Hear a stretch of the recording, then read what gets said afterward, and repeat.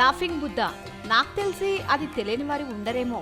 అందరికీ తెలిసినట్లే లాఫింగ్ బుద్ధ ఇంట్లో ఉంటే మన జీవితంలో జరగాల్సిన మంచిని ఆహ్వానిస్తుందని, మనకు కావాల్సిన పాజిటివ్ ఎనర్జీని తీసుకొస్తుందని చెప్తారు.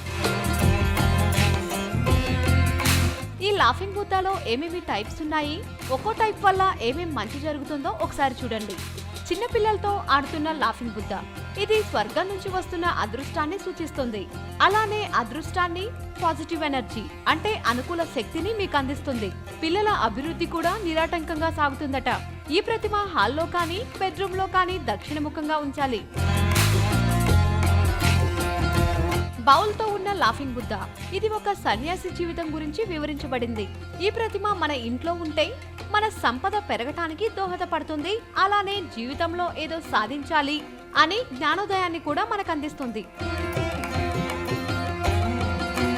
రెండు చేతులు పైకెత్తి చేతిలో బంగారు బంతులు మోస్తూ కనిపించే ఈ లాఫింగ్ బుద్ధాని ఆరోగ్య ప్రగాతగా భావిస్తుంటారు. ఇలాంటి విగ్రహం ఇంట్లో ఉంటే ఆరోగ్యంతో పాటు దీర్ఘాయుష్కు కలుగుతుందట. ఇలాంటి ప్రతిమను తూర్పు దిశకు అభిముఖంగా ఉంచితే మంచిదని చెప్తారు. బంగారు నాణాల మీద లేదా కాయిన్స్ మీద తిష్ట వేసుకుని కూర్చున్న లాఫింగ్ బుద్ధ ఇంట్లో ఉంటే అదృష్టం కూడా పడిసం పట్టినట్లు పడుతుందట. ఈ ప్రతిమను వాయువ్య దిశలో లేదా ఉత్తర లేదా దక్షిణముఖంగా ఉంచితే మంచిది అంటారు. క్రిస్టల్ తో చేసిన లాఫింగ్ బుద్ధ జ్ఞానాన్ని పెంచుతుందట. ఈ ప్రతిమను స్టడీ రూమ్ లో ఉంచితే దాని నుంచి వచ్చే పాజిటివ్ సిగ్నల్స్ పిల్లల మనసు డైవర్ట్ అవ్వకుండా ఉంచుతుందని నమ్ముతారు. ఈ విగ్రహాన్ని ఇంట్లో ఈశాన్య దిశలో ఉంచాలి.